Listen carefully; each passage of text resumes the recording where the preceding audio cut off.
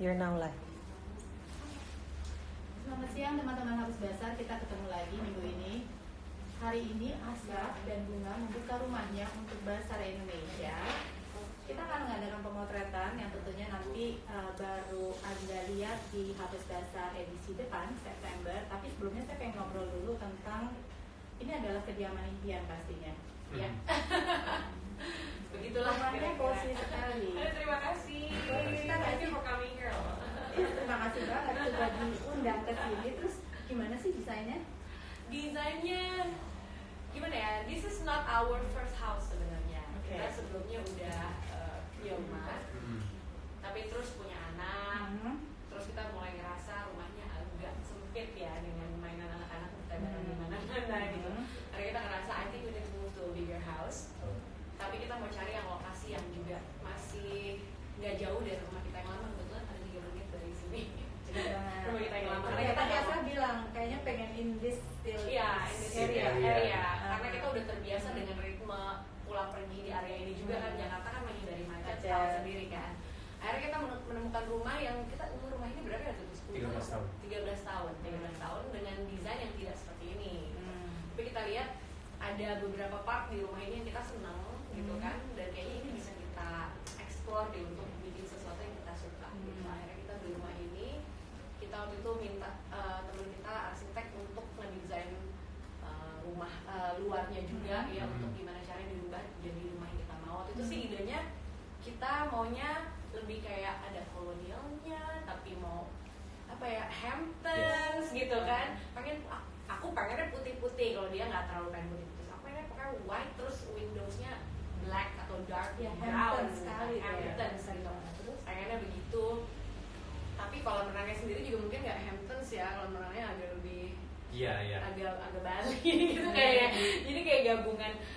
Terus setelah rumahnya kita tentunya butuh interiornya juga untuk lebih support gitu kan. Akhirnya kita ketemu sama Mbak Kori waktu itu yang kebetulan paham juga sama visinya kita gitu, untuk bikin ini gimana caranya keren tapi cozy gitu, tetap kelihatan kalau ditinggalin nggak kayak galeri. Aku nggak pengen kayak galeri, pengen kayak rumah yang nyaman buat ditinggalin.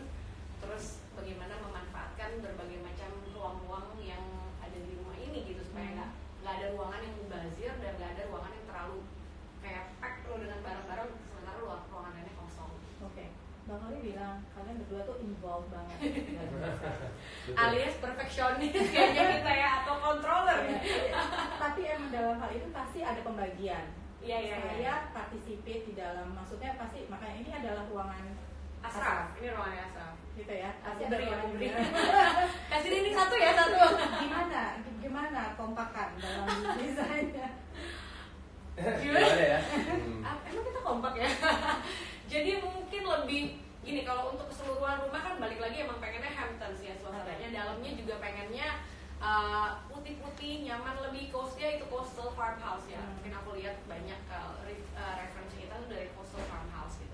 Tapi kita juga pengen punya our own feel in every part gitu. Kalau buat Asraf, ruangannya dia adalah ini. Ya, ruangannya dia adalah ini, ruang tamu yang dia pengen bikin waktu itu referensinya dari British Library di Inggris gitu. Jadi memang pasti oke, aku pengen putih-putih semua, tapi untuk ruangan ini yang pasti gelap deh, boleh deh buat Asraf gitu. Lebih formal, ya kan? Kita bagi-bagi. Kalau aku sih dari awal udah ngataknya dapur. Karena suka masak, suka baking. Jadi emang di rumah ini yang paling gede ya dapurnya sih. Selain wardrobe kita ya, selain wardrobe itu adalah dapur dengan island yang tadinya gede banget sih, tapi ya it's okay lah. Ternyata udah segede gitu juga masih setengah muat juga. Saya juga tertarik, dari Asra juga bilang ini kan sebenarnya guest room. Ini ada ruang tamu.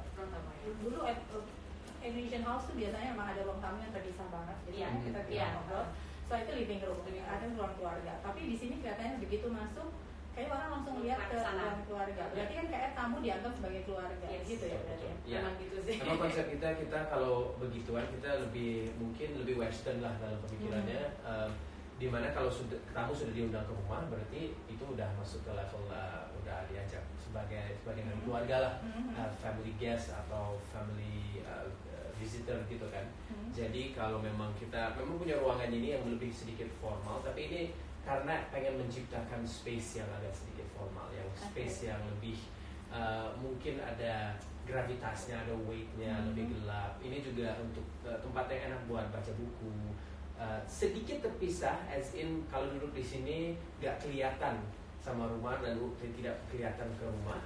Tetapi kalau tamu datang, emang langsung kita ajak ke seluruh rumah sih sebenarnya. Iya, mungkin lebih kayak ruangan ini lebih fungsinya kalau memang kayak Ashraf kadang-kadang we have meetings at home gitu kan, work meetings. Kayak kalau misalnya ditaruh di ruang keluarga gitu kayaknya terlalu cozy untuk meeting, suasananya ada jadi nyender-nyender.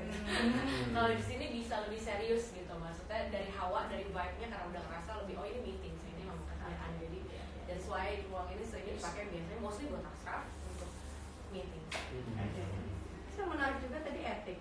Yes. Itu ya, maksudnya Nah itu rumah Indonesia tuh nggak terbiasa sebenarnya sama etik gitu ya. Betul. Itu rumah ada etik, berarti kan dari rumah yang existing sebelumnya gitu ya. Dan katanya tadi kan rumahnya roofnya dinaikin ke atas dan jadi satu ruangan dan itu jadi ruangan kalian lah maksudnya untuk itu kita ya itu kok kompromi di situ juga ya. Yes. Komprominya kita antara untungnya etiknya gede.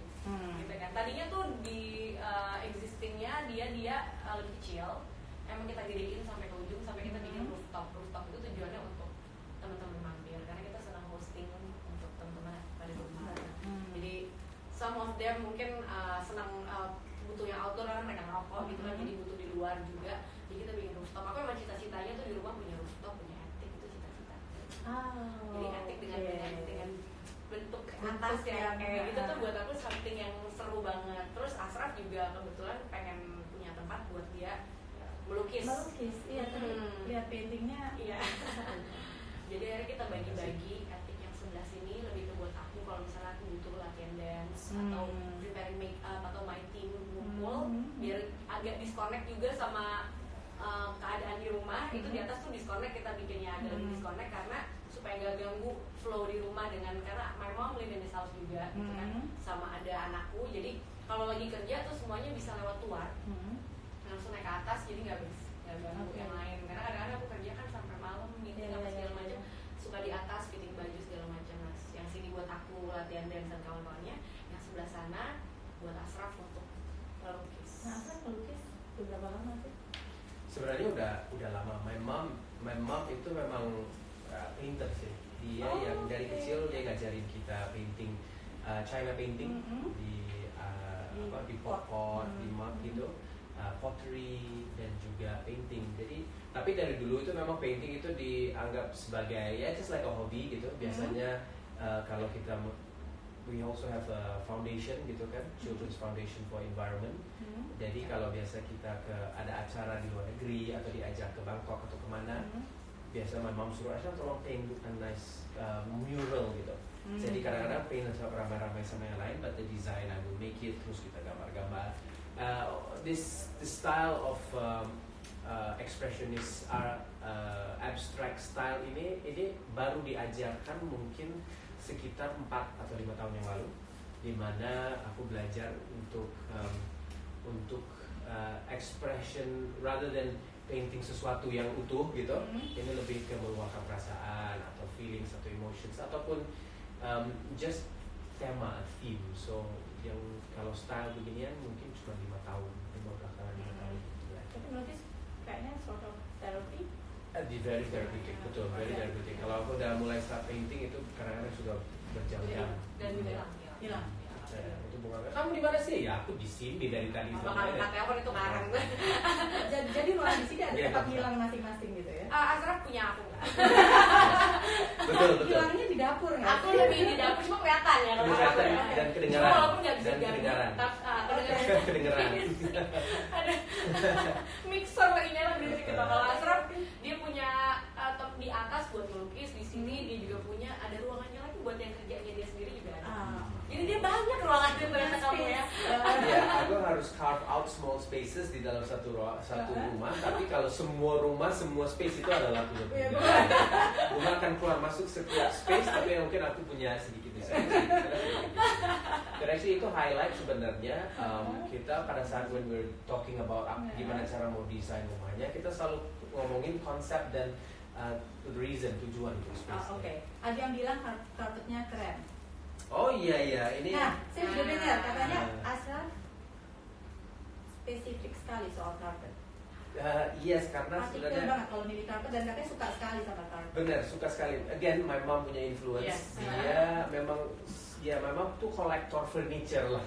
Okay. Kita pernah tinggal di Arab. Jadi kalau ke souknya atau kemana itu biasanya sering nyari karpet. Dan my mom bisa nawar, itu benar-benar nawar sampai dapat. And the carpets that we have di rumah itu benar-benar Egyptian carpet, Iranian carpet, Turkish carpet yang memang kualitasnya natural, natural, kualitasnya bertahan lama banget. For years. Of course, my mom belinya langsung dari sana, gitu kan, langsung ke tempatnya dan bisa negotiate dengan penjual-penjual Arab di sana. Tapi my house is full of carpets dan selalu ada karpet-karpet dan kita tahu aja karpet ini apa, we've had it for years. Ada story-nya, ada setiap kali karpet ada. Memang tahu semua story-nya, dia bulan dari ini Umi beli di sini, Umi beli di sana. Tapi kalau yang ini kita lagi building story-nya sih. Nah, ini building story-nya. Kalau ini ada story-nya tersendiri. Ini kalau ini sebenarnya sih karena konsep keseluruhan ruangan aja kita pengennya. Kalau aku sih taunya cuma apa yang aku suka, aku lihat suka, aku pengen itu biasanya gitu. Cuma kebetulan kita diskusinya juga sama Mbak Kori ya waktu itu ya. Gimana caranya di ruangan-ruangan itu yang bawa warnanya tuh karpetnya. Karena menyatu. Jadi highlightnya tuh karpetnya sih. The carpet is yang menyatukan sebuah ruangan sebenarnya. Orang tidak begitu kelihatan, tidak begitu sadar. Dan kalau nyata di Indonesia mungkin nggak terlalu, mungkin Asia ya nggak terlalu banyak pakai karpet. Biasanya floor, marble floor atau parquet floor yang karena gampang untuk dibersihin. Tapi kalau my mom juga karpet sih orang. Bagi mom actually, yang di atas dua karpet itu punya lagi. Dari zaman dulu berarti kan gitu. Jadi kebetulan kalau ini mungkin story di karpet kita adalah nunggunya lama. Iya, langsung dari Iran kalau nggak salah. Karena dari Iran, jadi nunggunya dari kita milih-milih nunggu nanti dibawain beberapa tiba-tiba aduh kayak kurang seret ganti lagi gitu kita kasih bikin kayak gitu sampai ketemu yang pas. Iya. Dan kalian gini loh, ini kan sesuatu yang sebenarnya precious ya gitu. Dan kalian membiarkan orang untuk menapak di karpet ini. Nggak dibungkus atau maksudnya diprotek atau apa, ya udah. It's what it's for, itulah tugasnya dia.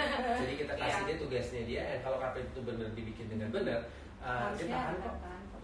Dia tahan dengan semuanya dan eventually even karpet yang sudah lama juga punya. Oldnya itu juga punya rasa sendiri. Punya karakter sendiri ya. Story, it tells the story of semua yang udah pernah injak, pernah tertumpah, pernah ada, pernah. Kayak kulit ya, kayak kulit. Tapi yang itu and then dia bisa aging very ya. naturally. Nah, terus soal baking ya, sukanya baking atau masak? Both. Tapi baking awalnya dari baking. Hobi. Suka itu terapi for me. Oh itu terapi. Kalau Asraf melukis, kalau aku baking. Oke, very therapeutic itu ya. Tapi kok kadang-kadang kalau lagi baking suka biasa kalau That's terapi the argument. That's the biasa kalau argument. terapi kan dia, kalau aku painting dia berjam-jam nggak ngomong, nggak bisa ngomong. Musiknya doang kenceng banget. Musik, tapi aku hilang. Aku juga pakai musik sih. Tapi kalau kamu baking tuh, Aku mungkin lebih ke selain dari prosesnya, the process of giving people those cakes itu buat aku juga menyenangkan. Ada happinessnya tersendiri. Jadi kalau aku habis masak, terutama habis baking, itu malam pasti rumah ramai. Karena biasanya mau datang. Dan bukan diundang ya, aku cuma misalnya story lagi masak gitu, itu rame udah satu datang. Jadi nggak sampai besok. Makanan itu nggak bertahan sampai besok, pasti hari itu udah kelar. Frekuensinya berapa sering? Gak cukup sering. Frekuensinya, iya karena kerjaannya padat. Jadi once I have like day off, biasanya yang aku lakukan langsung larinya adalah belanja terus langsung baking. Pergi ke grocery shopping aja itu juga terkutip buat aku gitu. Jadi aku senang segala prosesnya, nyiapin mau bikin apa sampai menjamu tamu datang makan, itulah kegiatan itu yang banget aku lakuin. Jadi itu adalah special place buat yang nggak boleh dan berarti desainnya juga spesial. Jadi teman-teman nanti lihat aja ya di Habis Basar kayak apa desain dapur dengan super big island yang tetap nggak cukup. Ya. Tapi pasti dong punya satu tempat yang buat kalian sekeluarga ini jadi tempat yang paling menyenangkan buat kumpul bersama-sama. Oke. Kalau buat kita mungkin aku Asraf dan Noah kita senang kumpulnya di atas mungkinnya sama kucing. Oh, kucing ada berapa tuh tadi banyak? Kalau di atas kita punya 5, yang di bawah kita punya 6. Di bawah 6. Bambang. Ada Bambang. Ada Sri juga kan? Ada Sri sama Ada Bambang. Bambang, Srianti sama Ada 4 anak bayi yang kita kasih belum nama. kasih nama. Yang di atas ada 5 ya. Ada sebenarnya sebelumnya ada lagi, cuma udah nggak ada, udah meninggal. Oh, oke. Kucing jadi part of the family ya? Oh iya. Iya banget. Oke. Jadi kadang-kadang kalau yang di atas tuh memang kucing ada yang dari lahirnya udah sama kita. Ya, terakhir aku dikasih kado sama fans club aku karena tahu aku suka kucing dan kucing aku baru meninggal, dikasihlah kucing lagi sama mereka. Jadi kita terus that's the new member of the family. Kebetulan yang di bawah ini juga adalah kucing-kucing yang berkeliaran dekat sini yang kebetulan suka mampir ke rumah karena suka dikasih makan. Aku punya neninya anakku itu juga seneng banget sama kucing. Jadi dia juga selalu semua kucing udah dikasih makan. Akhirnya jadi di bawah sini juga rame, udah ada 6 kan sekarang karena emang kita juga ada yang satu kucingnya udah ketabrak motor sebenarnya, jadi kayak bentuk badannya juga udah agak cuma ya udah kita keep di rumah deh, kita kasih makan supaya happy aja gitu. Udah strong. Iya udah strong. Jadi kayak lagi. jadi ada beda-beda, ada kucing di atas, ada kucing di bawah. Yang di bawah boleh keluar, yang di atas nggak boleh keluar. Cuma di atas doang. Saya juga dengar karena kalian punya rumah di KL. Iya. Katanya ada benang That merah. was the second house yang kita beli itu kan yang di KL kan? Oh ya Bali berarti third ya betul. Ada benang merah dari semua dari. Kalau yang di Bali sih enggak ya. Ya kalau Bali sebenarnya karena kita belum kita nggak stay di sana sih ya. Jadi kita belum benar-benar go ahead and decorate. Kita pengen sih udah terakhir kita ke sana mau pengen masukin painting karena karakter dan potential ada. Kita tinggal bring in our flavor and our touch. Jadi kalau ditanya benang merah, sebenarnya aku tuh suka banget sama stylenya ibunya Asaf dalam mendesain dekor rumah, kayak interiornya.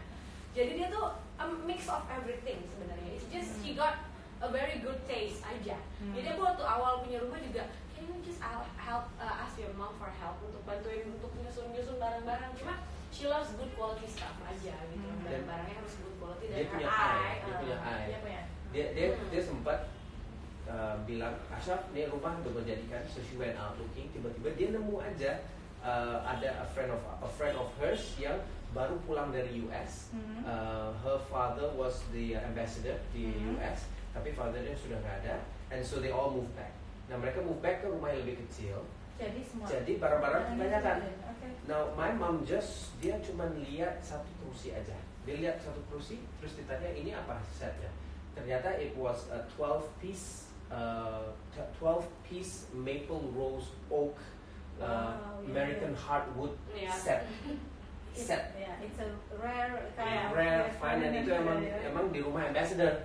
Ya kan for ambassadorial meetings and dinner segala macam kan 12 seater. 12 kan? Ya kan 12 seater. 12 ke 8 ya? 12 ya? Ya 12 seater. Jadi panjang, gede banget. Umi cuma bilang muat gak di dalam rumah? Oke, diukur-ukur, bisa dikecilin, muat deh. Oke, Umi go ahead, berapa harganya? She managed to get that rosewood set semuanya 3.500 ringgit, which is sekitar nggak sampai 15 juta. Sampai 15 juta. For authentic American hardwood yang emang. Tapi kalau orang nggak jual pun dia bisa akan tungguin sampai orang yang mau jual sih. Dan memang dia table. Dia nggak lihat table. Gitu. Betul, dia nggak lihat tablenya, dia nggak lihat apa, dia cuma lihat kursinya aja. Dia lihat kursinya, ini ada setnya, ada berapa setnya, ini. Syukomi Ashraf, ini muat ya dalam rumah. Oke, berapa ukurannya? Kiaoming sikat murah, kayaknya muat because bisa dikecilin. And it turned out to be the most beautiful set. Yang itu kalau misalnya ditanya benang merahnya, mungkin di sana juga rumah itu juga putih dengan window yang big windows dan warnanya juga hitam. Jadi emang itu kita beli rumah itu juga karena sebelum beli rumah ini kita beli di KL dulu. Jadi kayak aku suka tipe kayak gini. Terus mungkin yang nyambung juga kitchen. Mungkin karena aku juga suka masak. Jadi aku mau influence juga ibunya. Aja dapurnya gitu kan. Itu yang looks hampir sama banget adalah dapur dan warna vibe rumahnya sendiri. Dan I think what kita belajar dari Umi, my mom is each furniture itu piece by piece. Jadi kadang-kadang kita nyari ini, oke, ini dari mana? Oke, ini dari mana? Ini apa? Some of them even ini yang lama, dari rumah lama kita refurbish.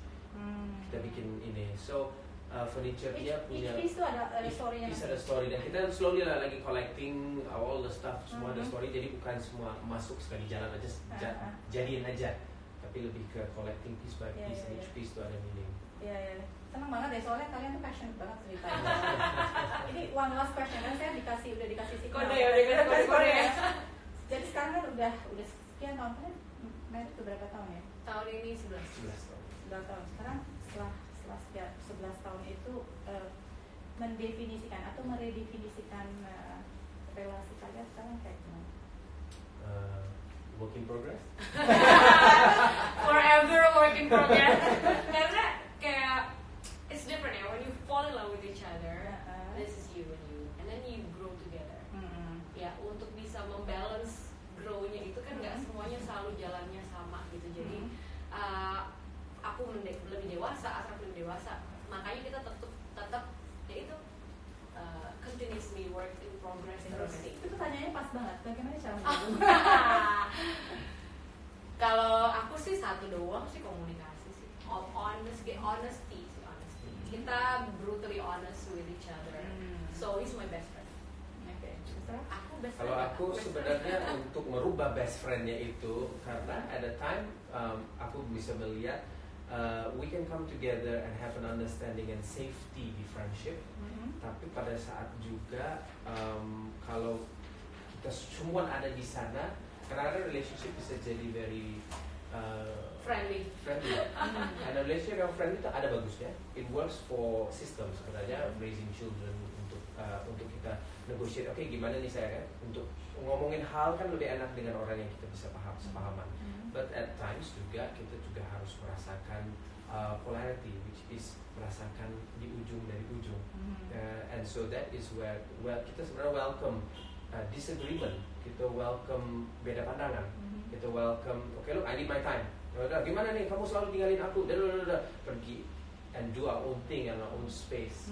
Karena ya essentially kita memang dua orang yang berbeda yang attracted to become together untuk mewujudkan sebuah mungkin keturunan dan mewujudkan sebuah legacy, some future, a legacy mungkin itu dari kerjaan, dari apa, dari anak, dan tapi juga two individuals yang berbeda juga.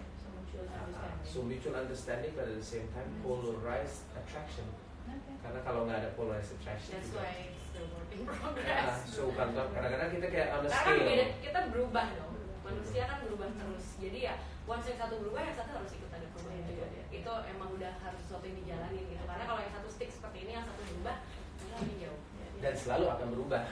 Sekarang mungkin in the beginning part, first 5 years of relationship kita punya goals and mission dan apa semua berbeda. Dan kita punya anak terus berbeda lagi. Terus sekarang kita anak sudah lumayan lebih gede. Oke, sekarang sebenarnya apa yang kita mau? What's next with the next few years? Beda lagi.